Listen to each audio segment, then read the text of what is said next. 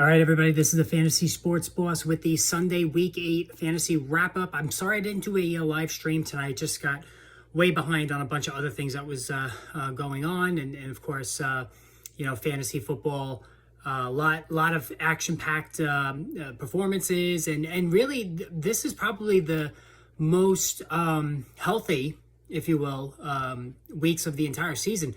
I only had to put out one video about Devontae Parker right at the start of the New England New York Jets game, and that's about it. There were a couple of scares that I started to do the video and then I cut back on it, such as Justin Fields going in the tent and Jonathan Taylor having his ankle taped. But all in all, everybody kind of came through this okay. So listen, we could use a lot less chaos. But anyway, I want to go through the games one at a time. Carolina, Atlanta, and make sure you hit the subscribe, hit the notification button if you haven't done so already.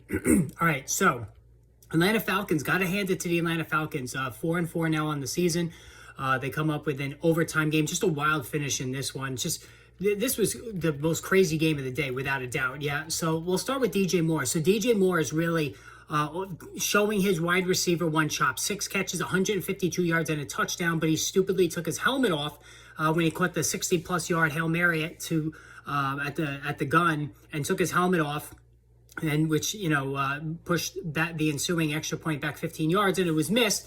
And then in overtime, Pinheiro, the kicker, missed another short gimme, and the Falcons wound up winning this game. But listen, DJ Moore, feel free to put him back in because he's got a thing going with P.J. Walker now. He had no chemistry whatsoever with Baker Mayfield, but with P.J. Walker, the chemistry's there. And DJ Moore, who has wide receiver one talent, looks really good right now. All right, Donta Foreman is the other big story of this game and really the day. 26 carries for 118 yards, 3 touchdowns. I told you guys from the beginning, Foreman was the one to own, not Chuba Hubbard. All right, Hubbard might catch a few more passes, but Foreman, who did not catch a pass in the game, is a very capable runner. He showed that last season with Tennessee.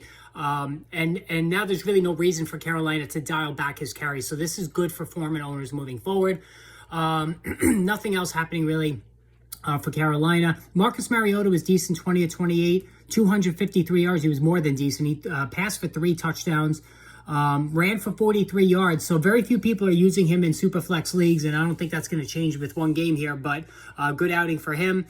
Kyle Pitts, we had a Kyle Pitts sighting, 5 catches for 80 yards and a touchdown. Listen, we need this out of Kyle Pitts. We need performances like this so we can salvage what has been a grossly unproductive season through not totally his fault. But, this was certainly a nice surprise. Dallas Cowboys, 49-29. And listen, it is not a coincidence that the Dallas Cowboys offense looked as, the best they have all season with Tony Pollard starting at running back in place of an injured Ezekiel Elliott. Dak Prescott did whatever he wanted to do. This offense was unstoppable today. I know the Bears defense isn't great, but this was just unbelievable. Dak Prescott, 21-27, 250 yards, 2 passing touchdowns. He threw a pick. He also ran for 34 yards and another touchdown. So Prescott was one of the better fantasy quarterbacks today. He looks healthy. He ran a little bit today, which you want to see because he hasn't been running much since the broken ankle a few years ago, but this was good to see for sure. But Tony Pollard, one of the fantasy stars of the day, 14 carries, 131 yards, 3 touchdowns on the ground. That's 9.4 per carry for Pollard, who absolutely went ballistic. Only had 1 catch for 16 yards. He's certainly capable of more there, but the Cowboys have not been throwing much to the backs this year. CeeDee Lamb, 5 for 77 and a touchdown. We still haven't seen wide receiver 1 numbers. We've been projecting Lamb every year to be a wide receiver 1. He's been more of a strong wide receiver 2. Good sign here, though. Dalton Schultz, 6 for 74. So Dalton Schultz, right on schedule. Like I said, as soon as Dak Prescott came back, Schultz was going to be an every week fantasy starter at tight end. He's been that. Listen, Jerry Jones after the game already said that when Zeke comes back, we're gonna go as far as Zeke takes us, which is just an asinine, stupid comment, especially after how good Tony Pollard was in this game. But unfortunately, I think that's what's going to happen just because Zeke is getting so much money. He's still going to get carries. Justin Fields, 17 of 23, 2 passing touchdowns. You really like to see that. 60 yards rushing and another touchdown. I said last week, Fields is a quarterback 1 the rest of the way. He went nuts today. 3 touchdowns total. If you're in a super flex league and you held on to him, congratulations. It's going to be a very good rest of the way for you. Khalil Herbert, 16 carries, 99 yards and a touchdown. Is he taking over now? There was rumblings that he was going to get more carries. Well, David Montgomery, only 1 less carry, 15 for 53, though, and he had a fumble. So Montgomery averaged 3.5. Khalil Herbert averaged 6.2. Herbert's got to be the guy, right? I mean, enough of this David Montgomery garbage. I mean, seriously. Even Darnell Mooney was good, 5 for 70. And Mooney, truth be told, has been good over the last month. Montgomery did chip in 3 catches for 22 yards. But listen, it has to be Khalil Herbert. He's just so much the better player. It's not even funny. I think Herbert is an absolute flex. I think Montgomery is a flex. He's not a running back 2 anymore. I think Montgomery is a flex now going forward. The Miami Dolphins. Listen, you cannot criticize Tua Tagovailoa for the rest of the season. The guy was absolutely money. Tagovailoa looks like he's back at Alabama. When he was at Alabama, he didn't miss any throws, and he was nearly perfect today. So, and the Miami Dolphin receivers benefited. 29 to 36 for Tagovailoa, 3 passing touchdowns. He rushed for 19 yards. He's firing on all cylinders right now, Tagovailoa. He's really been that good. Scary good. And I think he's an absolute QB1 in single quarterback fantasy leagues the rest of the way. Raheem Mostert was quiet, 14 for 64. But Tyreek Hill, 12 for 188. Jalen Waddle, 8 for 106 and 2 touchdowns. So for the second time this season, both Hill and Waddle put forth week-winning nuclear fantasy football performances. They did this when Tagovailoa had the 50-plus point game. They both were insane here. Listen, we all blew this one in terms of we overly worried about Hill and Waddle about what it would be like with Tua Tagovailoa, our quarterback. And listen, clearly there's been nothing to worry about this whole time because they've just been spectacular. Tua's been spectacular. Mike McDaniel should be right there with Brian Daboll as Coach of the Year candidates. That's, he's been tremendous. His offensive mind coming from a Kyle Shanahan coaching tree has been very, very, very impressive. No need to talk about Jared Goff. I mean, even in the Superflex League, you don't really want to use him. So DeAndre Swift, Jamal Williams got 10 carries for 53 yards, and he scored twice. I've been telling you for a while now, and this is coming from a preseason DeAndre Swift super fan. I'm not liking Swift's outlook the rest of the season. Jamal Williams is getting the goal line work. He's getting the majority of carries. Swift was only 5 carries for 6 yards. It was a pathetic performance for him on the ground. And Swift is going to have to make hay in the passing game. 5 catches for 27 yards and a touchdown saved his day. But even Jamal Williams chipped in 3 for 23. Listen, I'm very worried. I'm very concerned about the rest of the season for DeAndre Swift. I think he has the name value that you could try to get out from under this. The rest of the way, I think Jamal Williams is not going away. This coaching staff loves Jamal Williams. They're not going to take the ball out of his hands. And I think if you want to try to sell Swift, this might be one of your last opportunities to do so. Amon-Ra St. Brown, 7 for 69. TJ Hawkinson, 3 for 80. So neither guy scored, but they were certainly useful. And I'm glad to see Amon-Ra St. Brown do a nice job today coming back from injury. The Minnesota Vikings, how about the Vikings? Kirk Cousins stepped up in a big game against the Arizona Cardinals. This game had a lot of offensive fireworks. And truth be told, the whole schedule today was like this. I mean, some of the numbers were just stupid around the game. In terms of Cousins, 24-36, 232 yards, 2 passing touchdowns. He even ran for 22 yards and another touchdown. So Cousins accounted for 3 scores. Listen, this is who Cousins is. He is a low-end QB1 in single quarterback leagues. He's always been that way. He puts up the numbers unless he's playing on primetime.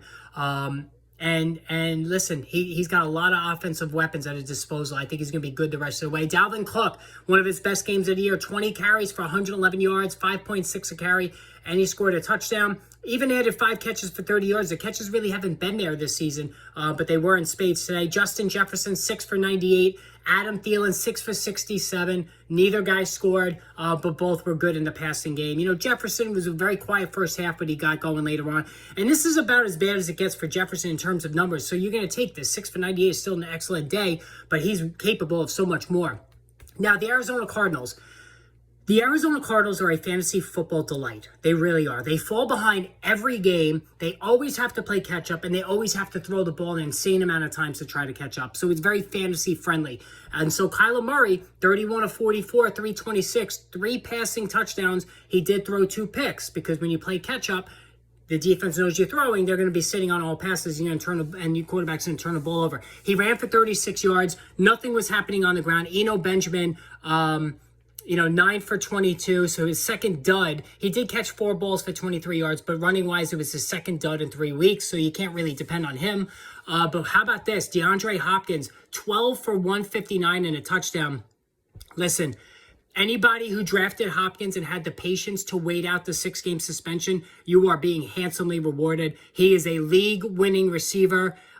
Clearly still a wide receiver one. I had reservations about him at his age, hitting the age of 30. Soft tissue injuries started to creep up, and coming off the PED suspension, I didn't know where he would be physically. But my God, he's uncoverable right now. That's how dominant he's been his first 2 games back. It's really ridiculous how great he's been. Rondale Moore, 7 for 92 and a touchdown. Moore also contributed 12 rushing touchdowns. So somebody had dropped Moore in one of my leagues. I picked him up. I didn't play him today. But, listen, he was very good. And if they use him like this with Marquise Brown out, I think Rondale Moore could be a very strong flex. Zach Ertz, 4 for 34. The yardage is down. The targets are down, but he did score. He had a touchdown reception.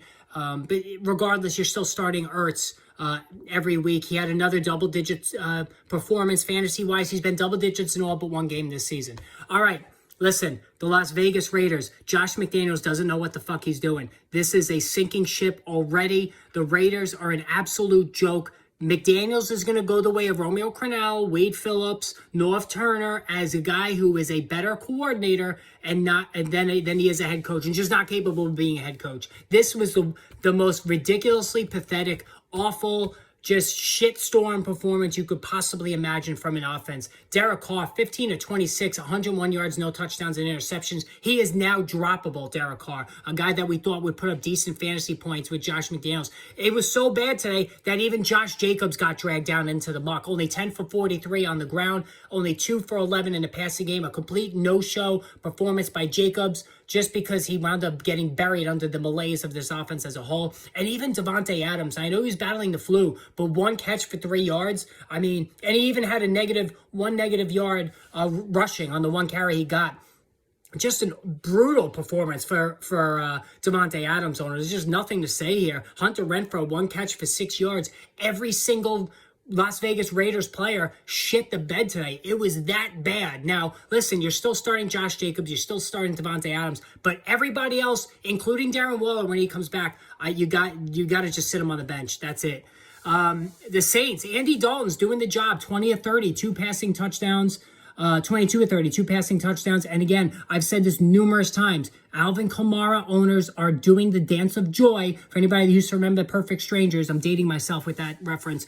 But Alvin Kamara, Drew Brees is Andy Dalton. So Kamara, 18 for 62 on the ground with a touchdown. But the passing game, 9 catches for 96 yards, 2 more touchdowns. Kamara, in my opinion, was the fantasy star of the day. Chris Olave, 5 for 52. So Olave, didn't have the huge day that we expected. But that's just Kamara. That's because Kamara was literally doing everything. And Taysom Hill, 1 for 1 passing for 2 yards. He ran for 61 yards, and he even caught a ball for 11 yards. So an 8-point game. I told you he's a set and forget at tight end. He's getting on the field quite often, especially around the goal line. So Taysom Hill, you got to just leave him out there, folks. That's what we're doing with Taysom Hill. New England Patriots beat the New York Jets, so they interrupt the New York Jets' renaissance season, at least temporarily. Ramondre Stevenson, another 20-plus fantasy performance. He's a running back league winner. So once he finally overtook Damian Harris, and we all knew it was only a matter of time, this was one of my best draft picks in my 2 leagues. I was so happy I got him. I made it a point to make sure I got Ramondre Stevenson. He was 16 of 71 rushing, 7 for 72 in the passing game. The passing game is really where his numbers are taking off. He's just been unbelievable. He had 5 more carries than Damian Harris, who went 11 for 37. I don't think he caught a pass either. No, he didn't. And how about Jacoby Myers? 9 for 60 and a touchdown. So the biggest bust of a move I made today. I had Jacoby Myers in my lineup. I took him out at the last second because I was worried about Sauce Gardner being on him in coverage, and I put in Brandon Cooks. Now, Cooks, thank God, with some garbage time catches, he wound up putting up 11 points. But it was a 20-plus point outing for Myers. Luckily, it didn't cost me the match. But Myers has been quietly very, very good. He's been a strong wide receiver, too. And even though he had Gardner on him at times, he played very, very well. All right, so the Jets, Michael Carter, 7 for 26. James Robinson, 5 for 17. It was just a mess on the ground there. Garrett Wilson, I said he would have a good game, 6 for 115, just because the injury that took out Corey Davis. And Elijah Moore got back in. Not one catch. He had one target. I got to check what he writes on Twitter after this one. I mean, the Jets lost. He got one target, no catches. After he requested a trade, he's going to go ape shit after this. I mean, I don't even know what's going to happen after he digests this outing. I mean, wow, just awful. But he was a drop a long time ago. All right, let's move on now for Pittsburgh and Philadelphia. The Eagles are the best team in football, and it pains me to say that as a Giants fan, but it's true. The Eagles are the best team in football right now.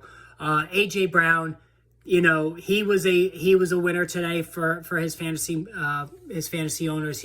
Certain guys like Alvin Kamara, A.J. Brown, the majority of teams that they're on, they won today. All right, so let's start with Jalen Hurts. Nothing is slowing him down. He is fully integrated now as a top-tier fantasy quarterback. 19 to 28 passing, 4 touchdowns. Only ran for 10 yards, but he had the 4 passing touchdowns. So even when he's not running, he's still lighting it up fantasy points-wise. Miles Sanders, 9 for 78 and a touchdown. He's continuing his very good season. Did not catch a pass. A.J. Brown, as I mentioned before, 6 for 156, 3 touchdowns. Devontae Smith was left out of the fun, 5 for 23. So, you know, I think Smith is going to be the guy that will pop once every 4 games. Brown will do it 3 out of 4. And even Dallas Goedert, 6 for 64. He's been tremendous. For the Steelers, Kenny Pickett, 25 for 38, an interception, no touchdowns. No shock there. Najee Harris, 8 for 32 on the ground, just pathetic as usual. He did catch 6 balls for 26 yards, but just a disgusting performance again and a disgusting season for him. Nothing really happening with the Pittsburgh receivers. Deontay Johnson, 5 for 35. Told you guys not to draft him. Told you to stay away from him. George Pickens, no catches, 3 targets. Nothing to say there. I thought he was, he's been better with Kenny Pickett at quarterback, but he just completely bombed out in this one. Just an absolute disgrace offensively for that team. Washington Commanders came from behind to beat the Indianapolis Colts. I told you all to sell Michael Pittman once Matt Ryan was benched. Not that Matt Ryan was playing well, but I trusted him throwing the football more than Sam Ehlinger, the kid from Texas who started. Ehlinger was 17 of 23 for 201 yards. Rushed for 15 yards, but he lost a fumble. Michael Pittman himself, 7 for 53. He made the best of it, but you're not going to see those big, monster games. He had 2 of those with Matt Ryan. It's just not going to happen with Ehlinger. And Jonathan Taylor, man, it's got to be tough being a Taylor owner, as I am in one league. 16 for 76 on the ground, so 4.8, not terrible. He lost a fumble, though. Did not catch a pass. He was stoned on a 4th and 1, like it was less than a yard. He got the ball and boom, was popped. He blocked for a Nyheim Hines touchdown, which is just fucking ludicrous that Taylor, the number 1 pick in fantasy leagues, is blocking for Nyheim Hines, and then he lost the fumble. So, listen, it's looking to be just an abomination of a season for Taylor. You keep every week, it's going to get better, it's going to get better. It's not getting any better. His ankle's still a problem. I'm just really worried about him as an owner, going forward. Terry McLaurin, 6 for 113. McLaurin did some good things with Taylor Heineke last season. He started to do that again this go round. In terms of the running game, Brian Robinson, 8 carries for 20 yards, but it was Antonio Gibson who got the start. Gibson, 7 for 19, didn't do anything in the running game, but Gibson caught 7 balls for 58 yards. J.D. McKissick is pretty much getting pushed out of the way now, and Gibson is taking over the pass receiving role ahead of McKissick, and Gibson scored a touchdown here in this one. So Curtis Samuel, 3 for 50. He's almost a drop candidate. So, if you held on to Antonio Gibson, I think it's safe to now play him as a flex going forward, because I think he's taken that pass receiving gig away from J.D. McKissick. All right, the San Francisco 49ers, wow, 31-14 over the Rams. This is one of the more shocking performances of the day, but you know what? The Rams just are not playing well. They've been connected to Brandon Cooks. Maybe they just need to pull the trigger on that. This offense is listless. It's just not doing well. Matthew Stafford, 22 to 33, a touchdown through the air. He also ran for a score, so it was a decent day for him if you played him in Superflex. Running game's a mess. Darrell Henderson, 4 for 16, only 2 catches for 14 yards. Ronnie Rivers, 8 for 21 on the ground, 4 for 15 in the air. I'm telling you guys, Kyren Williams, when the Kyren Williams is ready to come back, keep holding him. He's going to be the guy. Cooper Kupp, 8 for 79 and a touchdown. 2 carries for 10 yards. He got nicked up in this one, but he seems to be okay. Allen Robinson, 5 for 54. So Robinson's playing better. 10.4 fantasy points, that's pretty good. Tyler Higbee, 2 catches for 15 yards, had a brutal drop in this one where he would have ran forever. With a decent amount of tight ends now starting to show some every week viability, like Evan Engram, Taysom Hill, I don't think you need to wait for Higbee anymore. 49ers, Jimmy Garoppolo, 21 to 25, 2 scores. You're not playing him. Christian McCaffrey, 18 of 94 on the ground and a touchdown, 8 catches for 55 yards. So any concerns that he wasn't going to catch a lot of passes with the 49ers, that is now a moot point. Brandon Ayuk, 6 for 81 and a touchdown, cementing his status now as the wide receiver 1 in this 49ers offense. And George Kittle, quiet day until he caught a late score, 3 for 39 and a touchdown. So that late score saved his day for sure. And it came very late in that game, so it definitely probably tilted a lot of fantasy matchups. The Seattle Seahawks handed it to the New York Giants, 27 to 13. So the Giants start to come back to earth a little bit in this one. Looking at the numbers here, listen, DK Metcalf. It was scary to play him because coming off the injury, but he went 6 for 55 and a touchdown. Shocked he was out there with the knee injury. He was carted off last week, but he did the job. Tyler Lockett, 5 for 63 and a touchdown, even though he had a costly fumble. Kenneth Walker, 18 for 51. Did not run well, 2.8 a carry, but he got into the end zone for a touchdown. Did not catch a ball. So it appears that the Seahawks are not going to be throwing the football to Kenneth Walker. So in PPR leagues, that is a little bit of a knock, and it makes it imperative for Walker to score as he did in this one. If he did not score, it would have been a very, very poor fantasy outing. That's how razor thin the margin is for Walker, so just know that going forward the rest of the season. Saquon Barkley, 20 of 53 and a touchdown. The touchdown was a gift from Lockett's fumble that was set up at the 2-yard line. Barkley, only 3 catches for 9 yards. He's just not doing it in the passing game. Daniel Jones doesn't really look to throw to his backs much. That was an issue last season as well. Wandale Robinson, a dud, 2 for 15. I'm sorry about that. I recommended him a lot this week. I think the Seattle environment unnerved Daniel Jones. 17 of 31, no touchdowns, no picks.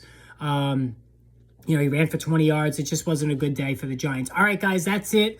Voice is starting to go. Hit the subscribe, hit the notification button. It is Crisis Point Monday. Crisis Point videos go up later today.